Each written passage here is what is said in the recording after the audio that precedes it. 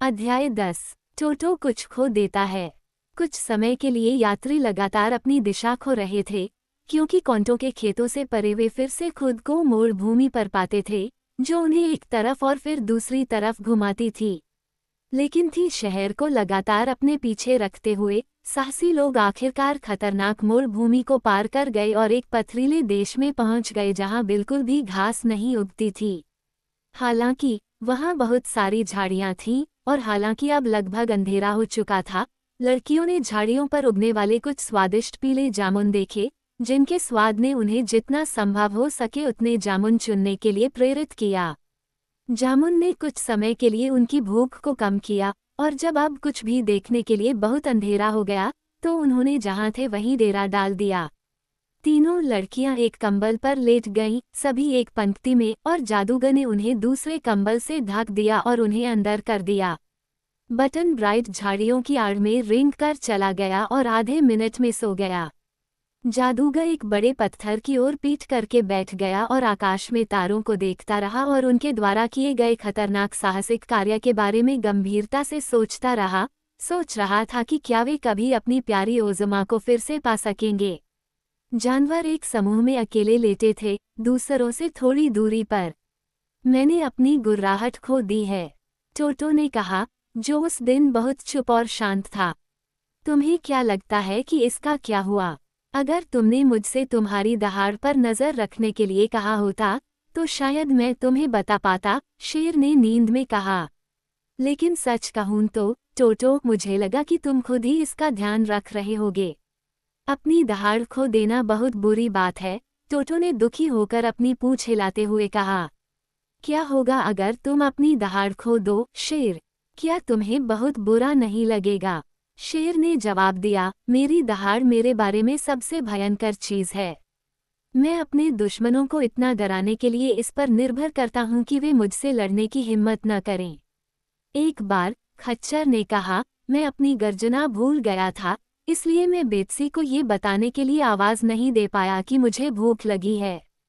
ये तब की बात है जब मैं बात करना भी नहीं जानता था, क्योंकि मैं अभी तक उसकी धरती पर नहीं आया था, और मुझे लगा कि आवाज न कर पाना वाकई बहुत असहज था।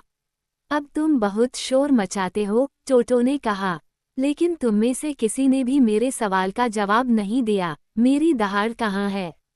आप मेरी तलाशी ले सकते हैं, वूजी ने कहा। मुझे खुद ऐसी चीजों की परवाह नहीं है। तुम बहुत बुरी तरह खर्राटे लेते हो, टोटो ने जोर देकर कहा। हो सकता है, वूजी ने कहा। नींद में कोई क्या करता है, इसके लिए कोई जिम्मेदार नहीं है। मैं चाहता हूं कि जब मैं खर्राटे ले रहा हूं तो तुम मुझे जगा दो और मुझे आवाज सुनाओ। तब मैं तय कर पाऊंगा कि यह भयानक है या सुखद। ये सुखद नहीं है, मैं तुम्हें विश्वास दिलाता हूँ, शेर ने जम्हाई लेते हुए कहा। मुझे तो ये पूरी तरह अनावश्यक लगता है, हैंक द म्यूल ने कहा। तुम्हें अपनी आदत छोड़ देनी चाहिए, सोहॉज ने कहा। तुमने मुझे कभी खर्राटे लेते नहीं सुना, क्योंकि मैं कभी सोता नहीं। मैं उन फूले हुए मांस के घोड़ों की तरह हिनहिनाता भी नहीं। मैं चाहता हूँ कि जिसने टोटो की दहाड़ चुराई है, उसने खच्चर की दहाड़ और शेर की दहाड़ और वूजी के खर्राटों को एक साथ चुरा लिया होता। तो क्या तुम्हें लगता है कि मेरी गुर्राहट चुरा ली गई है? क्या तुमने इसे पहले कभी नहीं खोया है? सोहॉज ने पूछा। केवल एक बार, जब चांद पर बहुत देर तक भौंकने से मेरा गला खराब हो गया था। क्या अब तुम्हारा गला खराब है? वूजी ने पूछा। नहीं, कुत्ते ने उत्तर दिया।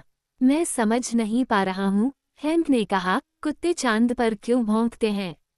वे चांद को डरा नहीं सकते, और चांद भौंकने पर कोई ध्यान नहीं देता। तो कुत्ते ऐसा क्यों करते हैं? क्या तुम कभी कुत्ते थे? टोटो ने पूछा। नहीं, बिल्कुल नहीं, हैंक ने जवाब दिया। मुझे ये कहते हुए खुशी हो रही है कि मुझे एक खच्चर के रूप में बनाया गया था, सभी जानवरों में सबसे सुंदर, और मैं हमेशा एक खच्चर ही रहा हूँ। वूजी अपने चौकोर कूल्हों पर बैठ गया और ध्यान से हैंक की जांच की।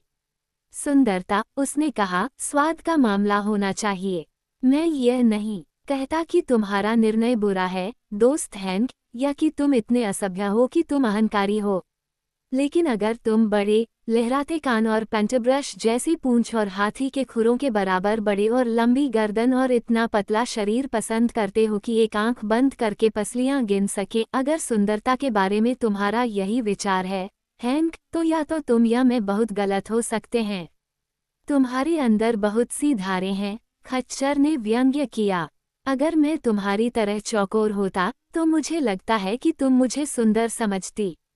बाहरी तौर पर, प्रिय हैंक, मैं ऐसा ही करूंगी, वूजी ने जवाब दिया। लेकिन वास्तव में सुंदर होने के लिए व्यक्ति को बाहर और भीतर से सुंदर होना चाहिए। खच्चर इस कथन से इनकार नहीं कर सका, इसलिए उसने घृणा से घुरघुराहट की और इस तरह लुढ़क गया कि उसकी पीठ वूजी की ओर हो गई। लेकिन शेर ने अपनी बड़ी, पीली आंखों से दोनों को शांति से देखते हुए कुत्ते से कहा, मेरे प्यारे टोटो, हमारे दोस्तों ने हमें विनम्रता का पाठ पढ़ाया है। अगर वूजी और खच्चर वाकई उतने ही सुंदर प्राणी हैं जितना वे सोचते हैं, तो तुम और मैं निश्चित रूप से बदसूरत होंगे। हम खुद से नहीं, टोटो ने विरोध किया, जो एक चतुर छोटा कुत्ता था। तुम और मैं, शेर, अपनी अपनी नस्ल के बेहतरीन नमूने हैं। मैं एक बढ़िया कुत्ता हूँ और तुम एक बढ़िया शेर हो। केवल तुलना के आधार पर ही एक दूसरे के साथ हम सही तरीके से न्याय कर सकते हैं, इसलिए मैं ये तय करने का काम बेचारे बूढ़े सॉहस पर छोड़ता हूँ कि हम सभी में सबसे सुंदर जानवर कौन सा है। सॉहस लकड़ी है, इसलिए वह पक्षपात नहीं करेगा और सच बोलेगा। मैं जरूर करूँगा, सॉहस ने अपने कान हिलाते हुए जवाब दिया, जो उसके लकड़ी के सिर में लगे चिप्स की तरह थे। क्या आप सभी मेरे फैसले को स्वीकार करने के लिए सहमत हैं? हम हैं, उन्होंने घोषणा की। प्रत्येक ने आशा व्यक्त की। तो फिर, सॉहस ने कहा, मुझे आपको ये तथ्य बताना चाहिए कि आप सभी मांसाहारी प्राणी हैं, जो तब तक थक जाते हैं जब तक वे सो नहीं जाते, और जब तक वे खाते नहीं हैं भूखे रहते हैं, और जब तक वे पीते नहीं हैं प्यास से तड़पते रहते हैं। ऐसे जानवर बहुत अपूर्ण होंगे, और अपूर्ण प्राणी सुंदर नहीं हो सकते। अब, मैं लकड़ी से बना हूँ। तुम्हारा सिर निश्चित रूप से लकड़ी का है, खच्चर ने कहा। हाँ, और लकड़ी का शरीर और लकड़ी के पैर, जो हवा की तरह तेज और अथक हैं। मैंने डोरोथी को कहते सुना है कि सुंदर वही है जो सुंदर काम करता है, और मैं निश्चित रूप से अपने कर्तव्यों को सुंदर तरीके से निभाता हूँ। इसलिए, यदि आप मेरी ईमानदार राय चाहते हैं, तो मैं कबूल करूँगा कि हम सभी में मैं सबसे सुंदर हूँ। खच्चर ने खर्राटे लिए और वूजी हंसा। टोटो की गुर्राहट बंद हो गई थी और वह केवल सॉहस की ओर देख सकता था, जो अपनी जगह पर स्थिर खड़ा था। लेकिन शेर ने खुद को फैलाया और जम्हाई लेते हुए धीरे से कहा, अगर हम सभी सॉहस की तरह होते, तो हम सभी सॉहस होते, जो कि बहुत सारे प्रकार के होते। अगर हम सभी हैंक की तरह होते, तो हम खच्चरों का झुंड होते। अगर टोटो की तरह होते, तो हम कुत्तों का झुंड होते। अगर हम सभी वूजी की शक्ल ले लेते, तो वह अपनी असामान्य शक्ल के लिए उल्लेखनीय नहीं रह जाता। अंत में, अगर तुम सब मेरे जैसे होते, तो मैं तुम्हें इतना आम समझता कि मैं तुम्हारे साथ जुड़ना पसंद नहीं करता। मेरे दोस्तों, अलग अलग होना, दूसरों से अलग होना, झुंड से अलग होने का एकमात्र तरीका है। इसलिए, हमें खुश होना चाहिए कि हम रूप और स्वभाव में एक दूसरे से अलग हैं। विविधता ही जीवन का मसाला है, और हम एक दूसरे की संगति का आनंद लेने के लिए पर्याप्त रूप से अलग हैं, इसलिए हमें संतुष्ट होना चाहिए। उस भाषण में कुछ सच्चाई है, टोटो ने चिंतनशील होकर टिप्पणी की। लेकिन मेरी खोई हुई गुर्राहट के बारे में क्या? ये दहाड़ सिर्फ तुम्हारे लिए महत्वपूर्ण है, शेर ने जवाब दिया, इसलिए नुकसान की चिंता करना तुम्हारा काम है, हमारा नहीं। अगर तुम हमसे प्यार करते हो, तो अपना बोझ हम पर मत डालो, अकेले ही दुखी रहो।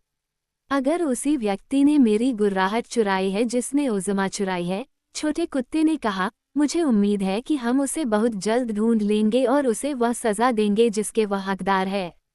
वह पूरी दुनिया में सबसे क्रूर व्यक्ति होगा, क्योंकि एक कुत्ते को गुर्राने से रोकना, जबकि गुर्राना उसका स्वभाव है, मेरी राय में, उसके सारे जादू को चुराने के समान ही दुष्टता है।